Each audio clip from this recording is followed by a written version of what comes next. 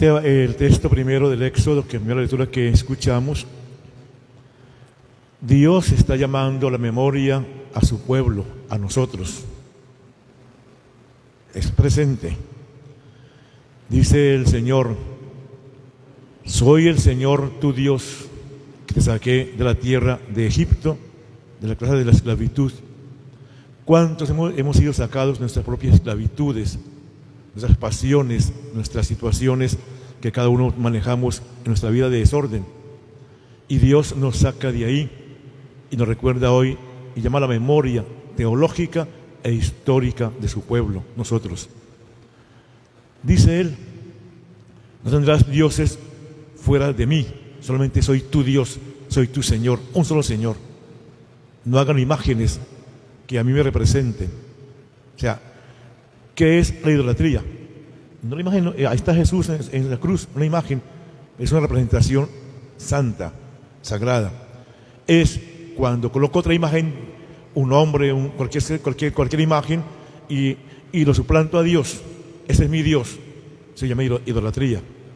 Entonces, quiere Dios que su pueblo sea un pueblo monoteísta, no politeísta, como ocurre hoy en la actualidad, porque hay muchos dioses: el dinero, el poder, la política, el prestigio, son dioses de hoy al cual el hombre le rinde culto y pleitesía. Dice Dios: no harás ídolos, ni figura alguna que a mí, que sea como que sea yo. No, hay una figura, es Dios nomás. Te llama a la memoria en Jesús, Yahvé. ¿De dónde nos sacaron? Te pregunto a ti hoy: ¿cuál es tu Egipto? ¿Cuál es tu esclavitud de la cual requieres salir de ahí? Y Dios te sacará de tu esclavitud. Nos sacaron de allá de la esclavitud y sin embargo el hombre sigue esclavo de sus propias pasiones, haciendo cosas que no debe hacer. Y Dios coloca un marco. Su instrucción es esta: no matarás. ¿Qué hacemos? ¿Qué hacen los hombres hoy? Mira las guerras que hay en el mundo hoy. Aquí en nuestra situación colombiana, que vemos todos los días: muertes y muertes y muertes de cualquier índole.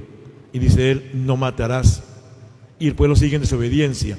Por llamar a la memoria histórica, para no repetir la historia que todos los días se repite en nuestras masacres de aquí de Colombia. No matarás. Otra situación que es clara y en estos países nuestros de América Latina, son en toda parte, pero aquí se ve más marcado ese pecado: el adulterio. No cometerás adulterio, y lo que de ahí se deriva, muchas cosas: pornografía. Aquí hay en Colombia tenemos ciudades muy lindas donde viene mucha gente, ¿no?, de paseo, ¿no? Ciudades de gran escala, cuando viene la gente de Europa a buscar aquí, ¿no?, nuestros mares, nuestras selvas, todo lo que implica Colombia. Pero también hay de fondo, también hay mercancía. El joven, la niña, el niño lo venden en sentido sexual, los proxenetas o los paseos sexuales que ocurren en nuestro país, que ustedes saben en qué ciudades ocurre eso. Te llama al adulterio, a no violentar al otro. Sin embargo, ¿qué estamos haciendo? Lo contrario a lo que dice Yahvé hoy en su palabra: no robarás. Si usted mira el entorno nuestro, miramos así en globalidad, ¿qué está haciendo el ser humano? Cada vez más corrupto en su ser. Hay robos de toda índole, callejeros, lo que implica el paseo millonario, todo lo que implica el buscar dinero fácil a costa de la honra del otro. Otra situación también que pone Dios como un marco teórico: viviendo estas instrucciones de Dios, la humanidad sería muy distinta a como estamos hoy. Testimonio que se da falso del prójimo. No codicies los bienes ajenos de tu prójimo. No codiciarás la mujer del prójimo, dice Dios. Que son los marcos que coloca Él para salvar la humanidad. Sin embargo, no obstante, empero, seguimos haciendo lo contrario a lo que Jesús está diciendo. Pero en Yahvé, nosotros seguimos en ese Egipto, un Egipto moderno, un Egipto tecnológicamente bien presentado, pero al final haciendo esas situaciones de proxenetas, esos viajes que hace la gente que viene aquí, transatlánticos, ¿no?, de otras partes, y se jantan las autoridades diciendo nuestra ciudad es una ciudad turística, y sí lo es, pero ¿qué hay de fondo en el turismo también? Que es bueno el turismo, pero de fondo también hay unas maldades que ahí se cuecen, y callamos ante lo que vemos, ante el turismo ese que hace la gente negativamente. Trae dinero eso, pero también se maneja cosas muy sucias en el turismo a nivel mundial. El Evangelio, que me voy a centrar en el Evangelio un ratico.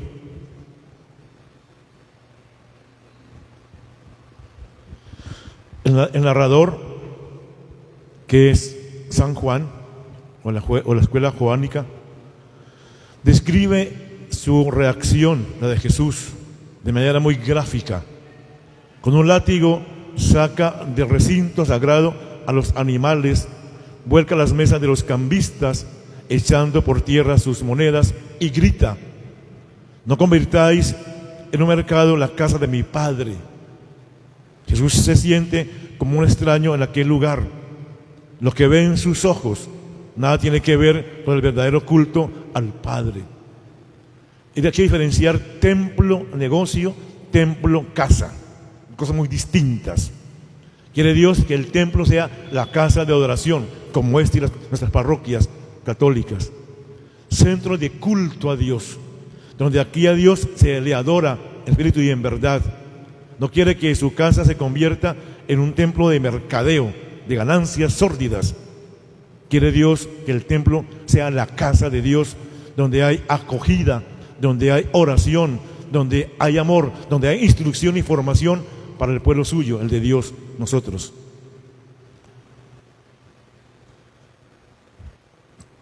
La religión del templo se ha convertido en un negocio donde los sacerdotes buscan buenos ingresos, donde los peregrinos tratan de comprar a Dios con sus ofrendas. Dios no se compra con ofrendas. ¿Quién dijo eso? No. A Dios se le adora, a Dios uno se le humilla, a Dios uno se hinca. No quiere Dios esas cosas que hace la gente. Y con Dios, a Dios le dan ofrendas, dice que a Dios. No, Señor, Dios no se compra con eso. A Dios se le rinde culto, nacido en el corazón humano. Ese culto a que Dios le agrada, es la justicia. Jesús recuerda seguramente unas palabras del profeta Oseas, que repetía más de una vez a lo largo de su vida. Así dice Dios, hablando de Oseas. Jesús tomó eso de él: yo quiero amor, no sacrificios. Aquel templo no es la casa de un Dios Padre en la que todos se acogen mutuamente. No es la casa de un Dios Padre en la que todos se acogen mutuamente como hermanos y hermanas. Jesús no puede ver allí esta familia de Dios que quiere ir formando sus seguidores. Quiere Dios un templo, una casa, templo, casa, donde haya acogida, haya fraternidad, haya hermanos y no haya mercado ni negocio. Eso quiere Dios. A veces la fe también se negocia, porque todo en Colombia y en el mundo, todo se está vendiendo, todo se compra, todo se negocia. No pensemos que Jesús está condenando una religión primitiva, no, ni mucho menos. Quiere cambiarla. El centro no son los animales ni los holocaustos, es Él.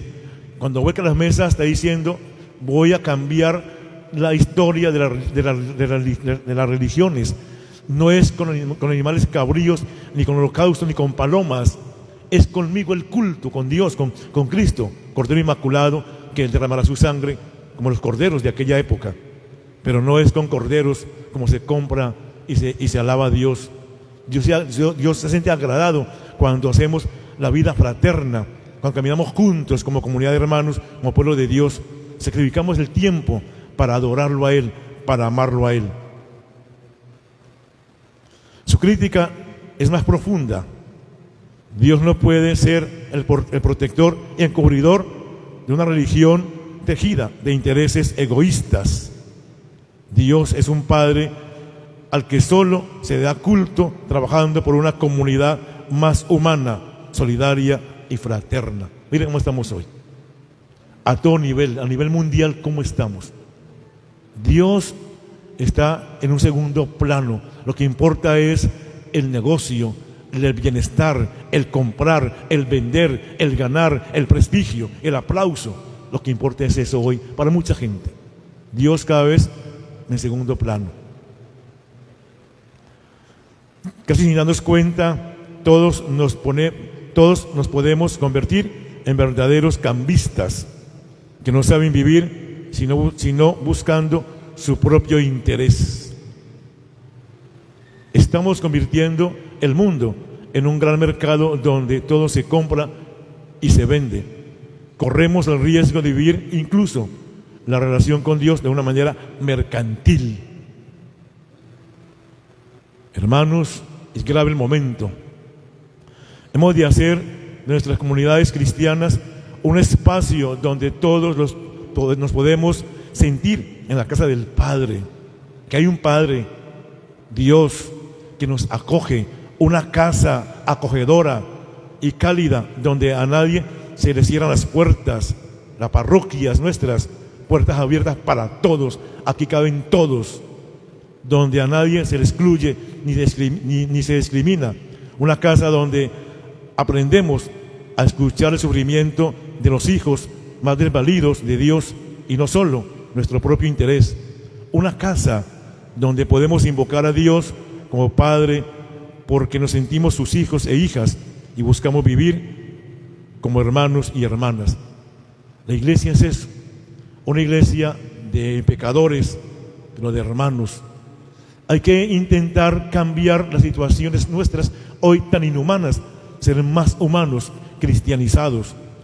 Una iglesia, casa, donde Dios se hace palabra y pan y acogida y alimento para el espíritu humano. La iglesia es eso.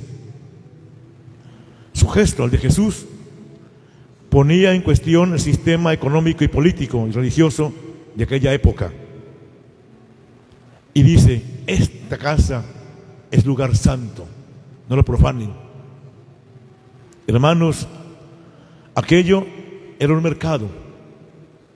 Mientras en el entorno de la casa de Dios se acumula riqueza, en las aldeas crecía la miseria de sus hijos.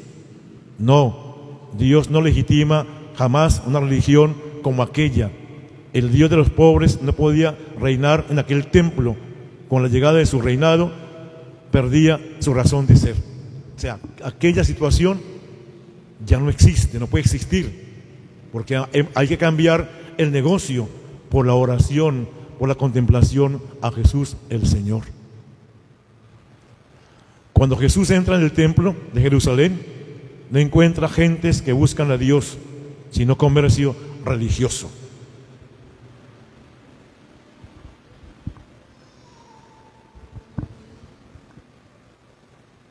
Su actuación fuerte contra los vendedores y cambistas no es la reacción del profeta, no es sino la reacción del profeta que se encuentra con la religión convertida en un mercado. Se ofusca, se molesta, porque no era el culto que venía, que está escrito en Levítico y en los Hechos, en los libros del Antiguo Testamento, que viene él a cambiarlo y darle a eso una forma cristológica. No es así. Entonces él se molesta y quiere cambiar esa religión por la que él propone, seguirlo a él, amarlo a él. Aquel templo, llamado a ser el lugar en que se había de manifestar la gloria de Dios y su amor fiel, se ha convertido en un lugar de engaños y abusos, donde reina el afán de dinero y el comercio interesado. Qué bien Jesús, que nos pone hoy a pensar qué es el templo. Es casa de oración, de adoración, de petición, de perdón, de acogida. Templo es casa fraterna. La iglesia es casa, pan y palabra.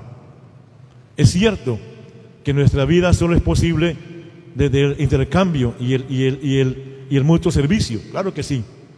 Todos vivimos dando y recibiendo, todos. El riesgo está en reducir nuestras relaciones en comercio interesado. Te doy porque me vas a dar. Te ayudo porque me vas a ayudar. Pensando en la vida, todo consiste en vender y comprar. sacando el máximo provecho a los demás. Entonces, sin darnos cuenta, no podemos convertir, es decir, sin querer, como dicen por ahí, sin querer queriendo, me convierto o nos convertimos en vendedores y cambistas, que no sabemos hacer otra cosa sino negociar. Hombres y mujeres incapacitados para amar, que han eliminado de su vida todo lo que sea dar. Tal vez lo primero que necesitamos escuchar hoy en la iglesia es el anuncio de la gratuidad de Dios en un mundo convertido en mercado, donde todo es exigido, comprado o ganado. Solo lo gratuito puede seguir fascinando y sorprendiendo, pues es el signo más auténtico del amor. Vamos a invertir la ecuación. El amor es gratuidad. Que queremos una iglesia y una comunidad en gratuidad. Mi tiempo, mi apostolado, mi oración, todo lo que hacemos en el templo, en la iglesia católica, es en gratuidad, nada a cambio. Mi servicio es a la comunidad. La comunidad sirve a la comunidad. Y la comunidad puede cambiar los entornos, no como en aquella época. Los entornos del templo allá era de pobreza, marginación. Aquí hay entornos muy difíciles en nuestra situación actual histórica hoy. Entonces hay que cambiarlos. ¿Quién lo va a cambiar? Nuestra gran misión, nuestro anuncio querigmático, como lo proclama hoy la iglesia, y el señor obispo de Barranquilla nos lo propone con mucho énfasis. El querigma, pequeñas comunidades. Esas comunidades van a cambiar nuestros entornos de pobreza, enajenamiento, de tantas cosas que uno ve en nuestro entorno, tanta rabia, tantas personas heridas, tanta persona resentida porque están excluidos. Hay que ir a ellos, a los excluidos, a donde no va nadie, va la iglesia en gratuidad, correr riesgos, porque va a correrlos para que el hombre vuelva y se encuentre a sí mismo y cambie su vida, su malestar.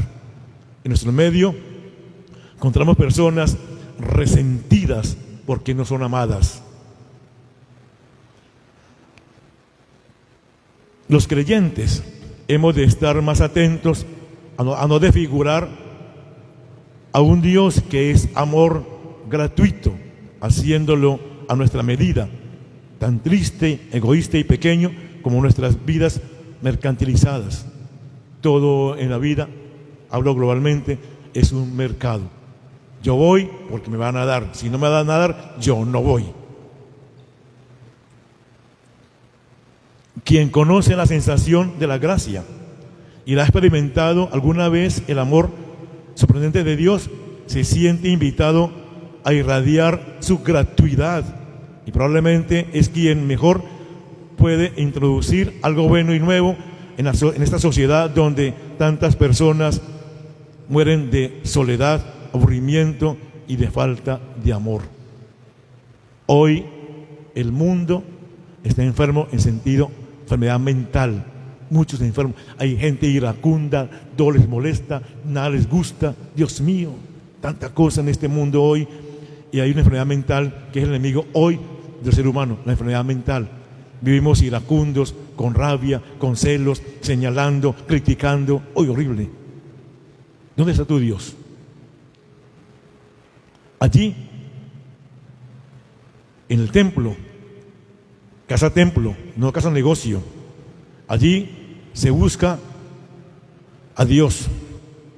Y en cambio en la parte marginales o en la parte fuera de Dios, solamente se busca el beneficio, y no hay sitio para un Dios que es Padre de todos.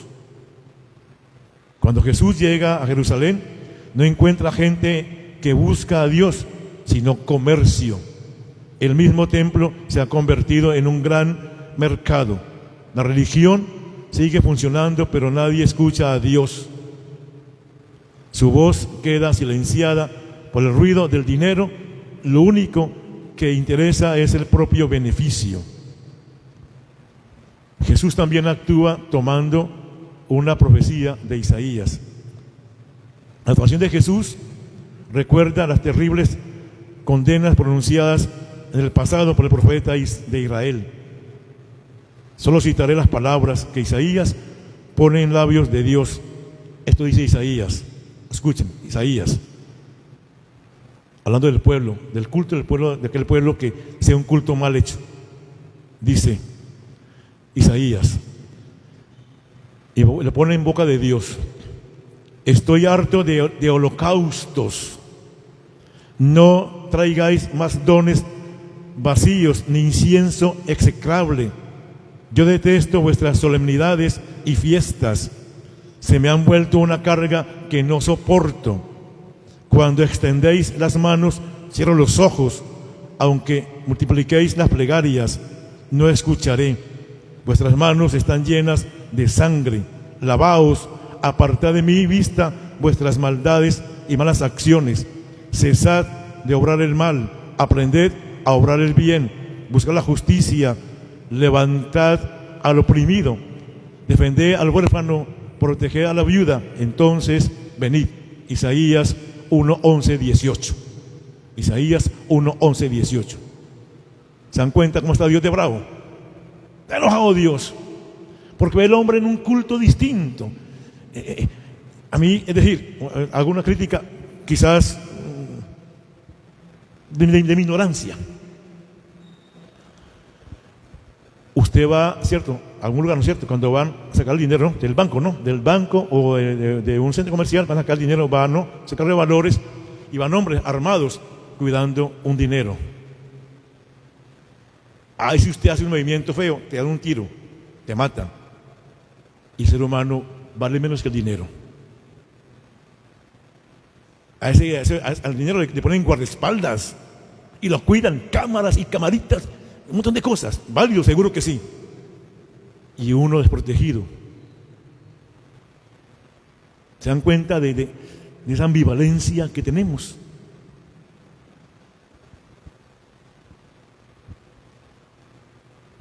No es extraño que, sobre todo en Europa,